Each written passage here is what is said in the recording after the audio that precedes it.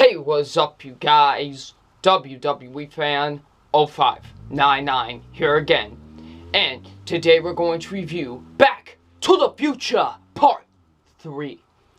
So, Back to the Future Part 3 stars Michael J. Fox, Christopher Lloyd, and Christopher Lloyd. And what this film is about, it's about, what happens with Doc. Doc accidentally sends himself back to 1885, and now, Marty finds out that he's going to be killed within the next week, so he's got to try and, get Doc back to the future before he gets killed. So, yeah, that's what the basic plot of this movie is.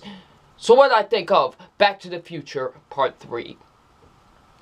Now, I'm not a fan of this movie, honestly. I'm not a fan of Back to the Future 3. Now, is this third installment as bad as other third installments like Taken 3 or Spider-Man 3? No, absolutely not. This is way better than those. But, still at the same time, this isn't that good of a film either. It's just a mediocre third installment into this franchise. Now, I don't hate this movie. Let me get that out there right now. I don't hate Back to the Future Part 3. I am just not a fan of the film. I think it's a very mediocre movie. That is just me, of course. So, yeah.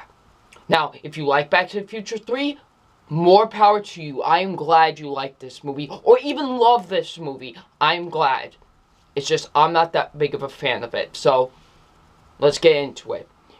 But I do have positives with this film, and my positives are, of course, the acting. The acting is really good in this movie. Michael J. Fox, of course, as Marty McFly, he's still great. I still think he does a great job in the film. I loved him as Marty McFly in this movie, He just did a great job, as usual. Christopher Lloyd is great as Doc. I loved seeing Doc. He was great. He did such a great job in this movie, He was great. Christopher Lloyd did a great job as Doc.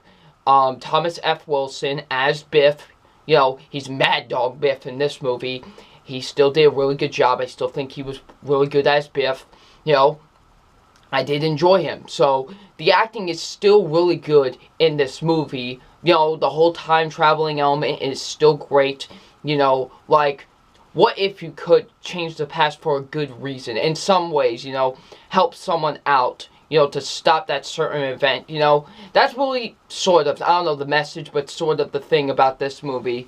I like that. It was really cool, and, I just love the time travel element with this movie. It's just great. And, I like, towards the end, when they do wrap everything up, it's still great, honestly. When they do wrap everything up, it is great towards the end, when you see everything getting wrapped up, and, and concluding. It did have a good concluding, it did set everything well for me, it still did have a great ending to the trilogy. I will give it that. It still had a great ending to the trilogy, but, yeah. The writing was really good in the film. I thought the writing was still really good with this movie. The directing was really good as well. Of course, Robert Zemeckis does a great job directing in this movie. He does an excellent job directing this film. And I was invested for some of the movie. There was really interesting parts in the film. Honestly, there were some really interesting parts in this movie. So, the pacing's pretty good at parts. So, yeah. However, I do have a lot of negatives with Back to the Future Part 3, and my negatives are Doc's love interest. The biggest problem with this movie, Doc's love interest. She's not even good in the movie. She honestly isn't. She's not, like, horrendous or anything, but she just isn't that good, honestly. She really wasn't. I forgot who plays her, but it's Mary something. I've seen her in a lot of other films as well, but she just wasn't that good in this movie, and honestly, really did not fit in this movie. That leads into my next negative, which, the love story. The love story just does not work in this movie, honestly. Doc having a love interest, it really seems out of character for Doc, in my opinion. It really did. It was out of character to have Doc have a love interest, and it just really didn't really fit with me. Honestly, really wasn't that great, and just, it was kind of pointless. It was even pointless for Marty to have a girlfriend in this trilogy, because Jennifer did nothing in these movies. You see how I never talk about Jennifer in any of these films, because she does nothing. She's just there to be Marty's girlfriend, in my opinion. You know what I'm saying? Like, she's useless in all 3 movies, so it kind of makes no sense for a dog to have a love interest either, because it's really out of character for him, so yeah. And just the story in general, the story just wasn't that interesting, honestly, just a very bland story, honestly, you know, just a very bland story in my opinion, and, you know, just really was, it was a very bland story, like, just the story wasn't that great either.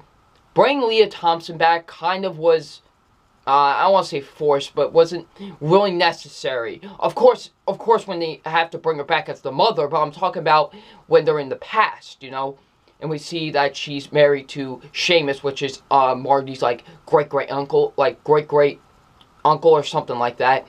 And I just thought it was kind of pointless, and she has this bad Irish accent. At least Michael J. Fox was decent with the Irish accent, and just really fell off when Leah Thompson was doing it, so yeah. You know, just the whole Western thing. The Western thing did not really fit with this movie, honestly. You know, the whole Western element, in my opinion, it just didn't really fit with Back to the Future Part 3. It really didn't. I just thought the Western part of it just didn't really fit with the movie, honestly, you know. Just didn't fit with the whole mythology of Back to the Future, so yeah.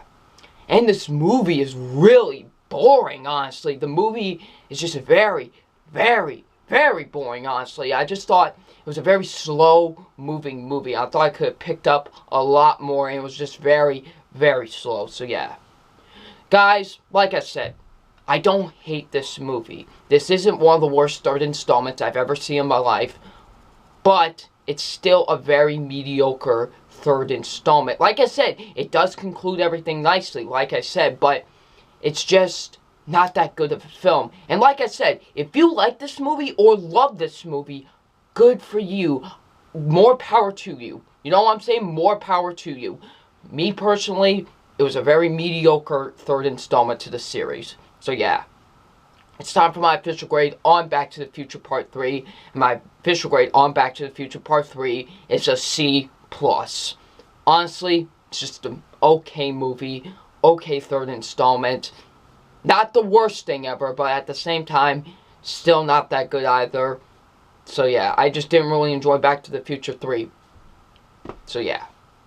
So, I would like to thank you all for watching my reviews for all 3 Back to the Future films. I really appreciate it. I'm glad I was able to review quite possibly one of the best trilogies ever created, and just was an honor to review all these films. So yeah.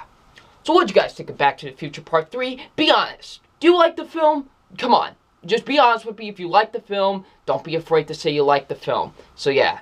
Leave in the comment section below. And I'm wwefan0599, and we will see you all later. Peace.